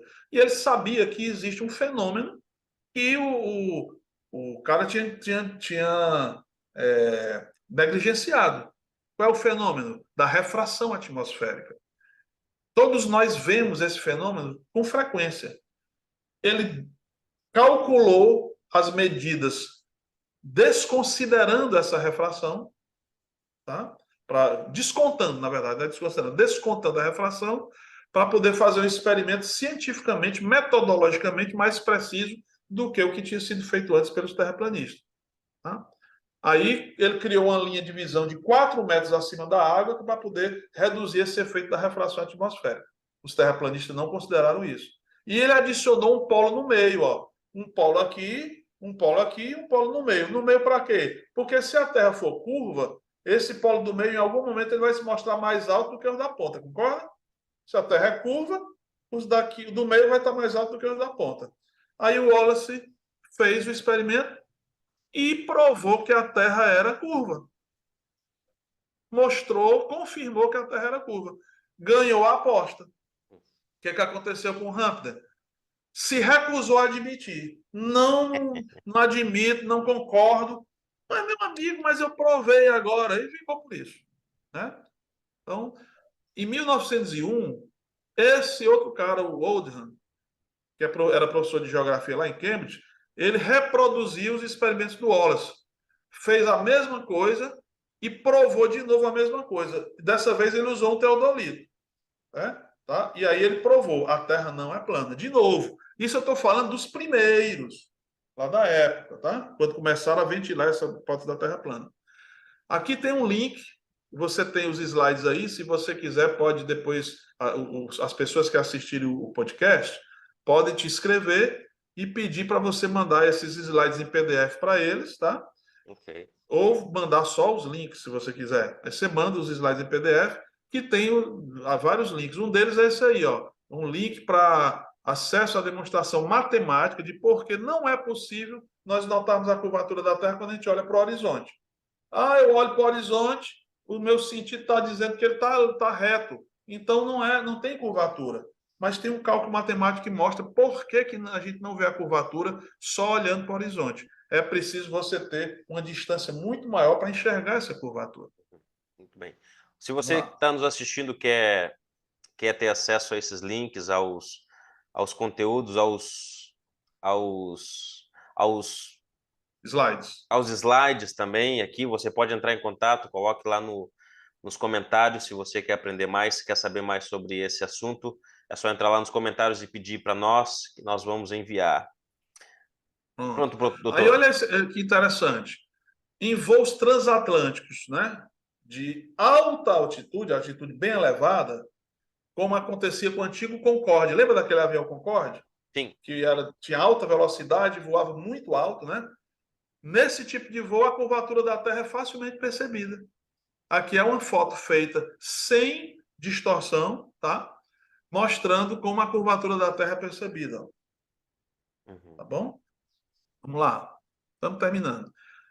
Outra coisa, ao contrário do que os terraplanistas dizem, quando você aproxima um barco do litoral, vai chegando perto do litoral, está distante, você não vê a cidade, por exemplo. Cara, eu estou aqui na orla de Fortaleza e estou chegando de barco. Ainda não estou vendo a orla de Fortaleza, porque eu estou distante o suficiente. Mas à medida que eu me aproximo, a cidade de Fortaleza, lá no horizonte, não vai aparecendo e aumentando de tamanho, né? Aumentando em relação aos meus olhos. Ela vai aparecendo de baixo para cima, ó, como se estivesse emergindo, saindo de dentro d'água. Por quê? Porque é curva. Então, à medida que eu vou me aproximando, eu vou vendo aquilo que está escondido pela curvatura. Tá certo? Vamos lá. Tem um documentário que eu recomendo todo mundo assistir. Ele tinha na Netflix, mas você não encontra mais. Mas aqui estão 2 links que você pode acessar o documentário. É o documentário A Terra é Plana. Né? Tem aí o link da disponibilidade dele no site do documentário, você pode acessar ele lá, ou no Prime Video. Mas só que no Prime Video é para aluguel ou venda, não tem acesso livre, tá certo? Essa produção é uma produção séria, não é um documentário anti-terraplanista, tá? É um documentário sério. Eles não desrespeitam os adeptos da Terra plana, muito pelo contrário, eles tratam com todo respeito. O documentário dá chance ao pessoal da Terra plana de apresentar sua teoria, e ela é recebida com respeito, tá? Dá chance de eles fazerem testes à vontade para tentar provar a teoria, mas aí qual é o resultado? Os testes todos dão errado. Os testes mostram que, na verdade, a Terra é curva, tá bom? Mas o documentário é sério, ele não ridiculariza, muito pelo contrário, ele trabalha para que as pessoas aprendam a ter respeito pelas ideias dos outros. Por que você tem que ridicularizar o outro só porque ele tem uma crença diferente da sua, né? É Muito verdade. bom o documentário, recomendo bastante. E tem aí outros links que eu passo para vocês. Sim, deixa eu falar logo dessa imagem aí. Isso aí é um dos experimentos feitos no documentário por um dos ícones da teoria da Terra plana no mundo. Aí eles colocam essas tábuas, não é pertinho assim, tá? É distante. Colocam uma luz para passar pelos orifícios dos anteparos, dois buracos, né? Aqui, a luz para passar por esses dois buracos e ser captada por uma câmera lá do outro lado. E o cara vai todo feliz porque ele é terraplanista e eu vou mostrar agora que a Terra é plana. Qual é o resultado do experimento? A luz não aparece. Ela não passa pelo buraco porque a Terra é curva. Aí eles ficam falando aqui pelo rádio, ó. Não, não está aparecendo aqui não. Você está apontando para o buraco? Estou, mas não está aparecendo aqui não. Faça o seguinte, erga a lanterna para mais alta. Aí o cara erga acima da cabeça dele. Aí a luz aparece. Aí sabe qual é o comentário que o terraplanista faz? Interessante. Mas não admite. Não, mas tem alguma coisa errada. Não pode. E não cedem de jeito nenhum. Aham. Para alguns é quase uma seita, sabe? Onde o cara não abre mão da crença dele. Então veja aí esses dois links aí. Não, pode passar. Essa aí, pronto. Esse é o Mark Sargent, um dos que aparece bastante no documentário. Cara, gente boa, tá? Mas ele tem aquele viés de confirmação, efeito Dunning-Kruger, que a gente chama, que é, cara, não abro mão, mesmo que me prove, eu não abro mão daquilo que eu fiquei o pé. Esses dois links aí eu recomendo muito, pessoal, que vocês assistam. Tem um vídeo do teste com giroscópio, provando que a Terra gira, tá? E os terraplanistas perplexos, conversando, não pode, esse giroscópio deve estar com defeito, vamos comprar outro, sei o quê. E tem esse outro link, que é o teste da luz passando pelos dois orifícios, tá? Aquele que eu acabei de citar. Doutor, só faltam Oi. duas perguntas aqui para Tá. nós. Eu acho que os slides também terminaram. E são as duas questões. Na verdade, essa questão próxima, para mim, vamos dizer assim, é a mais importante. Eu quero utilizar os últimos 10 minutos que temos aqui Tudo bem. para falar sobre ela, que são a questão dos textos bíblicos. A gente Aham. precisa relacionar esse assunto com as escrituras, porque, pelo que eu vi, aquilo que dá mais base para os terraplanistas cristãos, é um canal cristão, então precisamos falar sobre isso. Para Sim. os terraplanistas cristãos, aquilo que dá mais base para eles afirmarem que a Terra é plana são textos bíblicos, Sim. vários textos bíblicos, né? E às vezes as explicações que eles dão, os argumentos que eles usam, complementando com os textos bíblicos, torna-se um pouco convincente os argumentos. Então, como é que a gente pode afirmar efetivamente que o formato da Terra é esférico diante desses textos, como, por exemplo, Jó, que fala do céu como sendo um espelho de bronze fundido, a qual eles falam que é abóboda, ou como, por exemplo, o Salmo 19, que fala que o sol sai da sua tenda como um noivo e caminha por sobre a terra, trazendo a questão da imobilidade da terra, e quem anda é o sol. O Josué, ali, quando Deus para o sol. Eu tenho alguns argumentos hermenêuticos para isso, eu até dei esses argumentos a eles, como, por exemplo, a questão do gênero literário, que às vezes há textos que se utilizam de formas poéticas, de prosas para mostrar certas coisas, como, por exemplo, a questão de Josué, que ali o autor está falando da questão dele mesmo, olhando de fora da questão. E também tem toda aquela questão de que naquela época eles não tinham todos os aparatos que hoje em dia nós temos, né, para Uhum. provar o formato esférico da Terra. Então, como é que a gente pode, diante dos textos bíblicos, argumentar efetivamente em prol da Terra esférica? Tá. Eu não usaria textos bíblicos para tentar provar que a Terra é esférica, certo? Porque eu acho que a Bíblia não se propõe a isso. Uhum. Como também não usaria textos bíblicos para provar que a Terra é plana, porque eu acho que a Bíblia também não se propõe a isso. Mas aí você diz, tá, a Bíblia pode não se propor a isso, mas ela fala uma linguagem em alguns textos Uhum. que dá a impressão de que a Terra é plana. Verdade. Seria desonesto negar isso, Uhum. que a Bíblia tem textos que dão a impressão de que a Terra é plana, tá? Mas primeiro deixa eu falar de mim, quem sou eu, para poder aqueles que ouvirem entenderem o meu argumento, que não é meu, na verdade, né? Você mesmo tem alguns argumentos e você já deu uma parte da resposta, né? Eu era ateu e me converti, nasci de novo, aceitei Jesus, sou biólogo e paleontólogo, sou neurocientista, tive uma formação que reforçou o meu ateísmo por causa do cientificismo que nós conversamos no começo desse podcast. E a minha crença era de que tudo veio pelo acaso, que Deus não existe Deus, não, ninguém formou nada planejado, né? E assim por diante. Imagine o impacto que eu tive quando eu me converti. Cara, agora eu tenho que lidar com isso. Uma Bíblia que diz que teve Adão e Eva, que Deus fez o mundo em 6 dias, né? Teve uma sequência da criação e tal, e tantas outras coisas mais. Como é agora que eu vou fazer isso? Na minha primeira tentativa foi ser um cristão evolucionista teísta, Uhum. que hoje a gente tem muitos cristãos assim. Foi a minha primeira tentativa. Eu tentei, como a gente diz aqui no Ceará, acochambrar as coisas para ver se dava certo, né? Não deu. Por coerência e por honestidade teológica e bíblica e científica. Olha só, e científica. Eu mudei de posição e hoje já faz bastante tempo, eu sou um criacionista terra jovem, tá? Eu nem acredito que houve milhões de anos de história da Terra, Uhum. nem que o universo foi formado num Big Bang, numa grande explosão.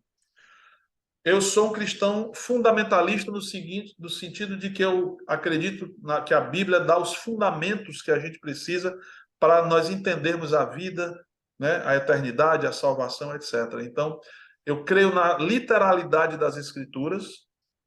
Eu não acredito que as Escrituras sejam algo relativo, Uhum. que precisa ser reescrito ou coisa do tipo. A literalidade das Escrituras, acho que elas são literais naquilo que realmente é a essência do ensino dela. Então, eu não sou cristão liberal para estar tentando negociar a Bíblia, certo? Mas existe um princípio que é muito simples. Cara, eu posso acreditar em algo porque parece que a Bíblia está dizendo aquele algo, mas se a ciência, e agora eu estou falando da boa ciência, Uhum. tá? Se a ciência me mostra o contrário, opa, a boa ciência nunca choca com as escrituras cristãs. Nunca. A Bíblia não choca com a ciência. Quando há choque, das duas, uma. Ou a ciência está errada e a Bíblia que está certa, Uhum. ou a ciência está certa e nós estamos entendendo errado a Bíblia, porque a Bíblia nunca está errada. Uhum. Nós é que estamos entendendo errado aquilo que está sendo dito.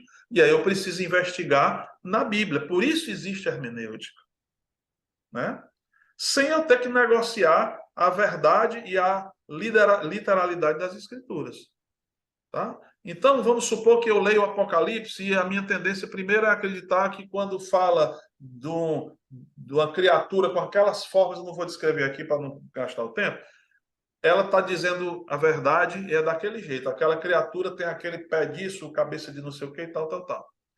Mas depois eu faço a hermenêutica e descubro que não, cara, aquilo dali é a linguagem figurativa. A Bíblia não só tem linguagem figurativa, como linguagem poética, mas ela também tem a linguagem da percepção de quem escreveu. Certo? Então, quando uma pessoa, quando nós que sabemos que a Terra, que o Sol não nasce nem se põe, é a Terra que gira, tá? Mas a gente diz o Sol nasceu e se pôs. Então, se eu escrever isso, vai parecer para quem lê que eu estou dizendo que o Sol gira em torno da Terra, porque eu disse que ele nasceu e se pôs. Não, mas isso é uma linguagem da percepção nossa, não é uma descrição de um fato científico. E os autores bíblicos, eles têm esse direito de falar com liberdade das coisas como eles percebem, como eles ouviram, como era a tradição, eles ouviram, sem aquilo estar preocupado com a precisão científica daquilo. Eu não acredito que o salmista, que Jó, ou seja, mais quem, quando estava falando de abóbora da terra, quando estava falando do sol, do movimento do sol, eu não acredito que eles estavam dizendo assim, cara, eu estou aqui sendo inspirado pelo Espírito Santo de Deus para descrever como a terra funciona. Não, aquilo ali é de só menos importância. A importância da passagem era outra. A intenção dele não é essa. Exatamente, a intenção era outra. Tanto a intenção de Deus, ao inspirar a pessoa do que ela tinha que escrever na hora, não era se preocupar com esse detalhe, e aqui eu estou dizendo como eu entendo, né? E não era a intenção do autor. Nós entendemos aquilo, enquanto a ciência não sabia, a gente podia acreditar que era uma abóbora e que era plana. Mas depois que a ciência mostrou que não, por quais motivos? Alguns a gente mostrou aqui. Cara, eu olho para o céu, vejo a estação espacial e tiro foto dela. Não tenho o que dizer mais. Tá? Então, a Terra não é plana. Nós temos, sim, espaço, satélite, etc. Então, a Bíblia está errada? Não, a Bíblia não está errada. Eu aqui estou forçando demais a Bíblia. Certo? Então, não tenho que negociar a palavra de Deus. Não precisa. Essa é a boa ciência e essa é a boa teologia. Quando uma das duas não está boa, dá confusão. Muito bem, professor Ricardo, muito bem. Eu estou muito feliz com os argumentos, com o que eu estou ouvindo aqui. Fortalece ainda mais a minha compreensão daquilo que eu já entendia, mas não tinha muito argumento para defender a questão da Terra esférica. E assim eu acredito, né? Tanto assim, eu acredito mais na questão que a Bíblia ela não fala que a Terra é plana, porque, como o senhor disse, e eu, como teólogo e que estuda a hermenêutica, entende de que a intenção dos autores não era mostrar ciência no sentido de mostrar a esfericidade ou a planicidade da Terra. Em nenhum momento nós percebemos que a intenção disso, dos autores, inclusive de Deus, era mostrar esse aspecto. Para a criação como uma obra magnífica de Deus. E se a gente pensar nessa questão, se a Terra for plana, coisa que não acreditamos, mas e se a Terra for esférica, na minha percepção, Deus tem poder suficiente e magnífico para fazer isso, da forma como Ele quer. Então, ao ler esses textos, eu vejo a grandiosidade, a magnificência da obra da criação de Deus feita pela sua palavra, né? Pelo seu poder. E eu acho que essa é a intenção do autor e do próprio Deus, mostrar a criação como obra das mãos dele, do jeito que ele fez. E eu acho que talvez falta um pouco de estudo hermenêutico, um pouco de estudo exegético, para ter essa percepção. Mas, assim, de qualquer forma, nós precisamos estudar mais sobre esse assunto e deixar aberto para discussão. Eu acho que, assim como o senhor falou no início, a censura ela não cabe em nenhuma situação, vamos dizer assim, desse contexto, em discussões onde queremos conhecer os pontos de vista de cada um. Eu tenho o meu ponto de vista, o senhor tem o seu, os nossos irmãos ali têm outros, e nós queremos ouvir e aprender, né? Reter o que é bom e deixar de lado o que não é bom. Então, eu queria saber do senhor suas últimas considerações sobre o assunto, né, fortalecendo a questão de censura, de que eu acho que, assim, o último episódio que tivemos sobre a Terra plana, onde os meninos falaram mais específico sobre a Terra plana, nos nossos comentários lá houve muito um questionamento curricular, né? O questionamento de onde estudaram, se eles estudaram sobre o assunto, se eram de fato mestres, doutores em matemática ou essas coisas. Eu acho que às vezes tenta-se um tipo de assassinato intelectual de certas partes, tentando botar para baixo esses irmãos que pensam diferente. Então, eu queria que o senhor falasse um pouco sobre isso nas suas últimas considerações, para nós terminarmos o nosso tempo aqui, que assim, conversando aqui, parece que o tempo não passa, mas quando nós É, olhamos para o relógio, já está bem avançado. verdade. Leandro, eu quero só reforçar, né? Você me pediu para reforçar, eu vou fazer isso. Reforçar o fato de que a censura e o desrespeito não se justificam em nenhuma situação. Né? Eu, por exemplo, sou muito desrespeitado e muito censurado porque sou criacionista. Um biólogo criacionista, um paleontólogo criacionista. É errado esse desrespeito.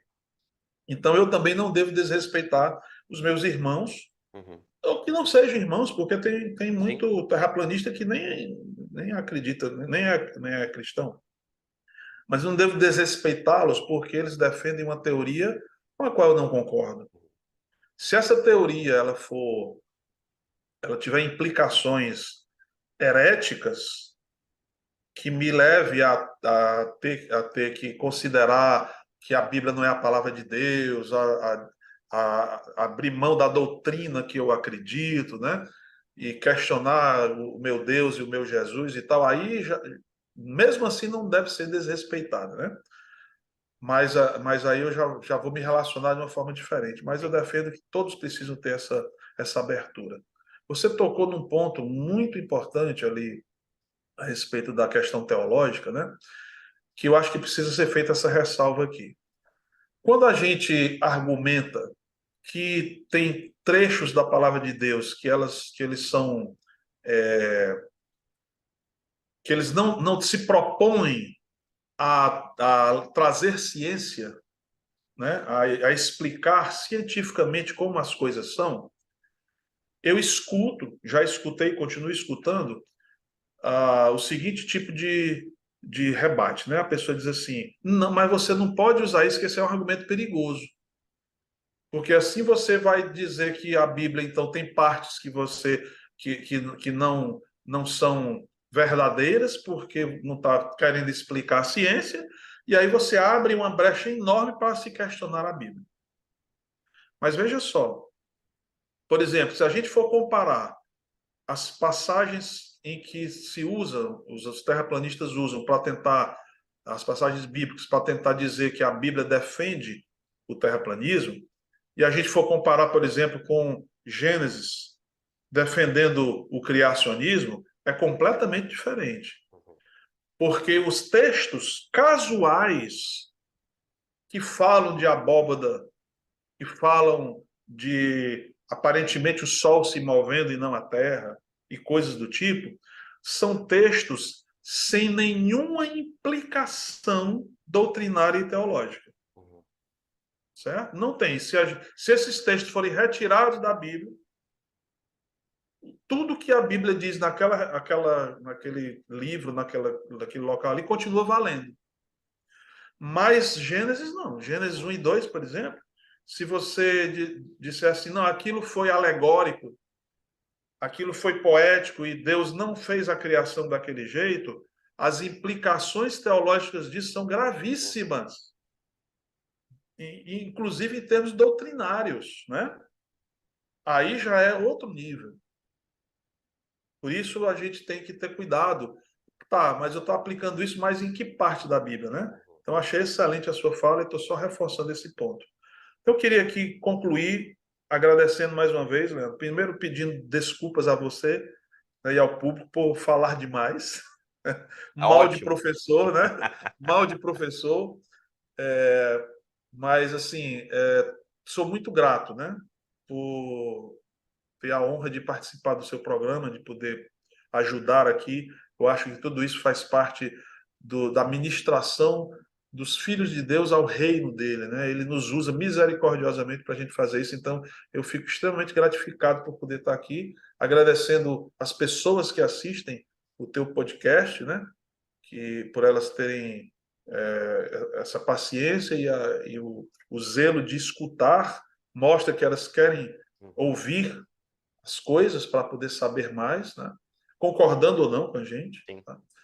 Então, quero agradecer a você e a esse pessoal, a todos vocês, me dispor aqui para quaisquer outras oportunidades que surgirem, né? Nossa. Estou sempre de prontidão, tá? Nem sempre a minha agenda é fácil, você sabe disso muito bem, mas eu não nego fogo, né? Eu digo, cara, vamos dar um jeito, porque eu acho que é extremamente valioso. Então, muito obrigado por mais essa vez, que clamo a Deus que Ele abençoe cada vez mais a sua vida, da sua família e do seu programa, para que esse podcast ele cresça, né, e tenha cada vez mais adeptos, mais ouvintes, mais participantes, para poder a verdade ser bem discutida e bem estabelecida. E dizer aqui para os meus amigos terraplanistas que eles continuem estudando, né? Eu sei que tem muitos deles que são realmente estudiosos, que são extremamente bem intencionados, que têm argumentos bem interessantes. Eu acho os argumentos da teoria da Terra plana argumentos muito interessantes, né? Muito lógicos, que merecem ser averiguados, tá? Mas eu, pessoalmente, acho que eles não se sustentam diante de uma investigação mais profunda. O que não põe por terra, tá, a honestidade e a validade, o respeito que a gente precisa ter por aqueles que estão defendendo essa teoria. Perfeito, tá bom? Perfeito, doutor. Doutor, mais uma vez, obrigado por dispor o seu tempo precioso para nos abençoar. Assim como da última vez, foi excelente, fui edificado, fui com certeza ensinado mais uma vez. E como da última vez, o meu desejo é que Deus continue lhe usando para o avanço do reino, onde o senhor está, na igreja local que o senhor serve, aonde o senhor trabalha com seus clientes, com seus pacientes, e que tudo isso que estamos fazendo aqui sirva para engrandecer o nome de Jesus, para que Amém. Jesus seja visto, pessoas sejam transformadas, e aqueles que não são cristãos e que nos assistem, que se aproximem de Jesus, que se aproximem de Deus. Estamos chegando aí perto do Natal. Na verdade, esse episódio vai ao ar ao dia 26, então o nosso desejo é que você conheça Jesus Cristo cada vez mais, seja mais íntimo de Jesus, e que todos nós, como corpo de Cristo, cresçamos e amadureçamos em todos os aspectos do conhecimento, em todos os assuntos, para que ele seja glorificado e tenhamos mais condições de defender a nossa fé, de maneira que os outros vejam que somos entendidos daquilo que estamos falando, né? Então, que Deus abençoe o senhor, a sua família, que Deus continue lhe preservando, continue lhe dando saúde para continuares fazendo o que o senhor faz. Então, meu muito obrigado, que Deus abençoe o senhor fortemente. Amém, Leandro. Muito obrigado. Paz de Cristo para você e para todos. Forte abraço.